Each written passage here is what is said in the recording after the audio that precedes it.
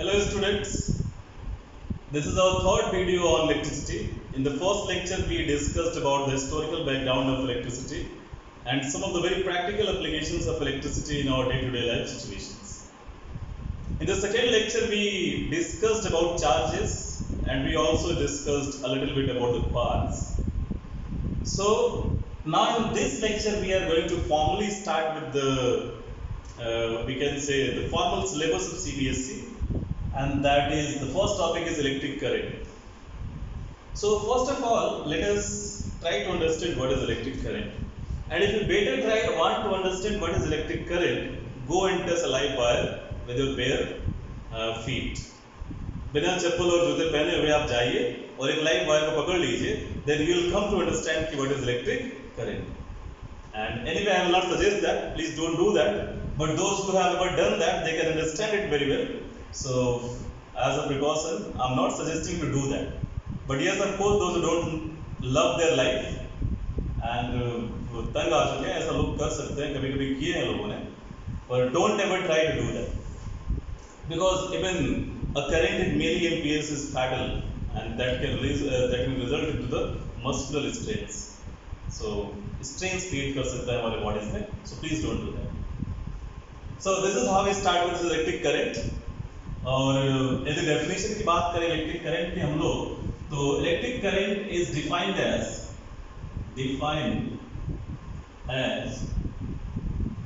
the rate of flow of charge. And charge we have already studied, and when we study about the flow of charge, we generally talk about the flow of electrons, not about the protons. You know very well, they always remain inside the nucleus. Only the electrons are free to flow. And let me give you a very simple idea about this. Let us say this is a copper slab. This slab is made up of copper. In fact, let us make it a 3D. This is a 3D slab made up of copper. This is copper. तो ये एक cuboid है, कोई एक object है, copper का बना हुआ है बच्चों. कॉपर के बहुत सारे एटम से मिलकर बनता है बच्चों ये. और जब भी ये कॉपर बना होगा, ये हमेशा ऐसा नहीं रहा होगा, इसका ओरिजिन कभी तो हुआ होगा. और जब भी कभी ऐसा हुआ था कि कॉपर बना था, तो इस कॉपर के बहुत सारे एटम्स एक साथ पास आए थे.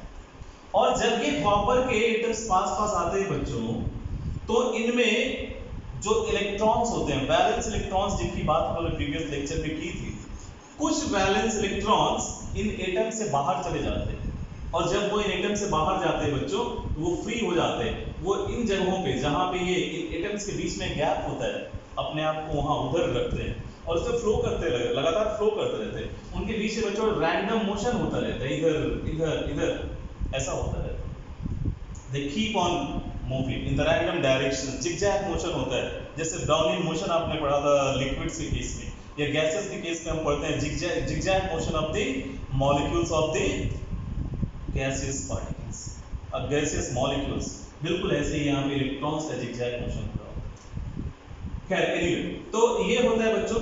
और नॉर्मली इस कॉपर के पास ऐसी फैसिलिटी होती है, या सिल्वर के पास भी ऐसी फैसिलिटी होती है, एल्युमिनियम के पास भी ऐसी फैसिलिटी होती है कि ये जो इलेक्ट्रॉन्स होते हैं, जब ये एटम्स आते हैं पास इस मटेरियल को बनाने के लिए, तो वो अपने एटम्स से डिटैच्ड हो जाते हैं. The electrons get detached from the atoms, and such electrons are called which have been detached from the atoms, and because of those detached electrons, these atoms become positively charged and these electrons they come out. However, this whole material is neutral. This thing you have to keep in mind. ये पूरा का पूरा जो हमारा slab है, पूरा material है, ये न्यूट्रल होता है बच्चों, क्योंकि इलेक्ट्रॉन निकल के यहाँ से बाहर नहीं गए हैं. वो इलेक्ट्रॉन अभी इसी में है, बस एटम से बाहर आए. तो इस पूरे मटेरियल में जितने इलेक्ट्रॉन्स पहले थे उतने ही अभी भी हैं, जितने प्रोटॉन्स पहले थे उतने अभी भी हैं. और हमें पता होता है किसी एक न्यूट्रल एटम में जितने इलेक्ट्रॉन्स होते हैं उतने ही प्रोटॉन्स होते हैं. अब इसकी वजह से यदि एटम की बात करें बच्चों, सपोज कर लो ये जितने भी एटम हैं, ये एक किसी एटम की हम बात करें, लेट अस से ये इसका न्यूक्लियस है, दिस इज न्यूक्लियस। और न्यूक्लियस इसका एटॉमिक नंबर लेटेस्ट से Z है बच्चों। इस एटम का एटॉमिक नंबर कितना है? Z। मतलब इतने ही नंबर ऑफ प्रोटॉन्स भी होंगे और इतने ही नंबर ऑफ इलेक्ट्रॉन्स भी। तो चार्ज ऑन न्यूक्लियस की यदि बात करें तो वो होता है बच्चों Z इंटू E, क्योंकि एक प्रोटॉन पे चार्ज होता है E और कितने टोटल प्रोटॉन्स है? Z, जितना एटॉमिक नंबर होगा उतना। और ठीक वैसे ही Q electrons is also equal to minus Z into E. E is the charge on one electron and Z is the number of electrons for a neutral atom. तो अभी ये neutral नहीं रहे एटम, इनमें से इलेक्ट्रॉन्स निकल गए, but this whole body is neutral still. और ऐसा इसलिए हो रहा है क्योंकि इलेक्ट्रॉन निकल के इस बॉडी से बाहर नहीं गए बच्चों। तो ये होता है। और इन इलेक्ट्रॉन्स को बोलते हैं बच्चों free electrons. Free electrons. And these free electrons are called conduction electrons. We call them conduction electrons. And these conduction electrons, when flow, they constitute electric current. So when we are talking about the rate of flow of charge, means we are talking about the rate of flow of electrons. Is that clear? तो ये चीज समझ में आई होगी। So when you're talking about the rate of flow of charge, means we are talking about the flow of electrons. So in mathematical terms, if we want to write current, we represent current by I, and then it is written as Q by T. Q is the charge, T is the time. So let us say this is a wire of copper. This is a copper wire. And the length of this wire is L. In some time t, the total charges that they flow from one end of the wire to the other be q. तो ये charges इस and से यहां तक कितने time में आते हैं बच्चों? t टाइम में। या ऐसे कह सकते हो किसी एक क्रॉस सेक्शन को वो t टाइम में क्रॉस कर रहे हैं या यूनिट टाइम में क्रॉस कर रहे हैं, तो इनका जो करंट होगा, इस तार में जो करंट फ्लो करेगा बच्चों, वो करंट होता है that total charge flowing in some time t divided by t. So this is what we have the formula of current. तो ये तो बच्चों हुई formula of current की। एक चीज आपको और पता है कि ये जो हम लोगों ने लिखा है q by t, इसमें q है क्या? Total charge. और किसी भी वायर में टोटल चार्ज जो होंगे हमेशा किस फॉर्म के होते हैं? q equal to n into e के फॉर्म के होते हैं। ये पहले ही पढ़ा था हम लोगों ने कि the electrons they always exist in integral multiples. कभी हाफ इलेक्ट्रॉन एग्जिस्ट नहीं करता है, वो फ्रैक्शन में नहीं हो सकते, तो n इंटू ए के ही फॉर्म में तो होंगे। तो यदि मुझे इतना पता हो कि किसी वायर में कितने इलेक्ट्रॉन्स हैं, तो मैं पता कर सकता हूं कि उसमें कितने टोटल चार्ज होंगे। बच्चों यदि ये 1 सेंटीमीटर क्यूब का कॉपर का, सपोज करो 1 सेंटीमीटर क्यूब वॉल्यूम का ये कॉपर का मटेरियल, कॉपर का मटेरियल। तो बच्चों इसमें जो इलेक्ट्रॉन्स होते हैं, free electrons, they are of the order of some 10 to the power 23। 1 centimetre cube आपको पता होता है ना बच्चों, उतने वॉल्यूम 1 सेंटीमीटर क्यूब के वॉल्यूम के एक छोटे से टुकड़े में 10 के पावर 23 इलेक्ट्रॉन्स के आसपास का रेंज होता है। बहुत सारे इलेक्ट्रॉन्स होते हैं बच्चों, इतने सारे इलेक्ट्रॉन्स होते हैं। तो यदि मुझे ये पता हो कि कितने इलेक्ट्रॉन्स हैं और उसको मैं कि E से मल्टीप्लाई कर दूं, एक इलेक्ट्रॉन का जो चार्ज होता है, तो हम लोगों को टोटल चार्ज पता है। तो बच्चों ये I equal to also NE by T। This is also the formula of current. Now this formula is in terms of number of electrons and the electronic charge. Here E is electronic charge and its value is 1.6 into 10 to the power minus 19 coulomb. This T is time, I you know current. Now if we talk about this current in terms of what type of quantity it is, because we have already studied in 9th standard that the physical quantities are of two types, scalar quantities and vector quantities. So this current is, I think, vector quantity because it always flow in a particular direction.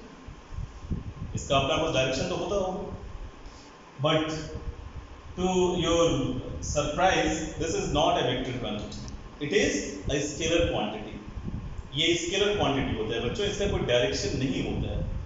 ऐसा लगता है कि high से low potential की तरफ flow करता है, अभी आप पढ़ोगे आगे तो जानोगे कि it always flow from high to low potential, but it do not have a specific direction. यदि तार ऐसा होगा तो वो ऐसे फ्लो करेगा, तार ऐसे होगा तो ऐसे फ्लो करेगा।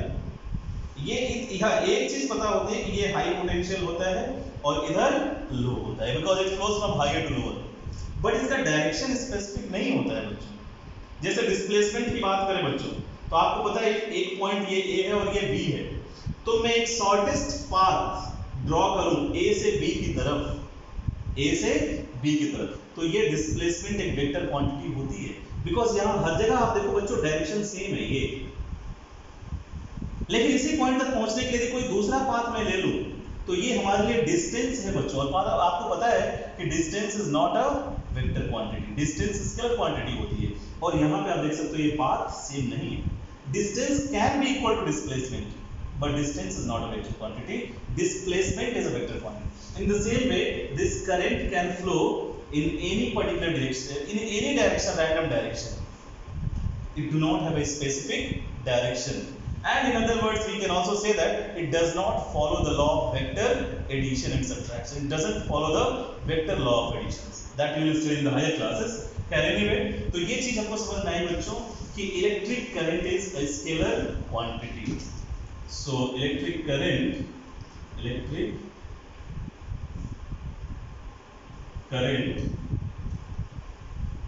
is a scalar quantity। Important है बच्चों स्केलर क्वांटिटी। इसके एसआई यूनिट की बात करें बच्चों हम लोग SI unit. So if we talk about SI unit, let's see I equal to Q by T। The unit of charge is coulomb, it can be written as coulomb per second because the SI unit of time is second, so either we can write it as coulomb per second, coulomb by second, or coulomb per second, or ampere also represented by capital A, so whichever you want to write it, this all three means same। However, people use this ampere as a standard notation for the symbol of electric current। तो ये हो गया बेटा SI unit, ये इसका फॉर्मूले हो गए दो आप देख सकते हैं। और करंट के बारे में कुछ और चीजें आप पढ़ेंगे बच्चों, सिंपल सर्किट में जब पढ़ेंगे तो उसमें जानेंगे कि how this current flow, I mean what makes the current flow, what makes this electrons to flow, why do they flow. तो जैसे हम लोगों को यदि पीछे से धक्का मार दे, है ना, एक लात मार दे तो हम दौड़ना स्टार्ट कर देते हैं, वैसे ही इलेक्ट्रॉन्स को फ्लो कराने के लिए हमें धक्का देना पड़ता है और इनके लिए एक पाथ की जरूरत होती है। तो इन सारी चीजों की हम बात करेंगे, वो पाथ कौन प्रोवाइड करता है, तो that electric circuit. So we will talk about all those things in our next video. Here we stop at this moment because this lecture is only to make you familiar with the electric current, its definition, formulae, its SI unit, and the nature of the physical quantity, and you know that it is a scalar quantity. So keep it in mind. In next class we will discuss some about this electric current and electric circuit in more detail. Thank you.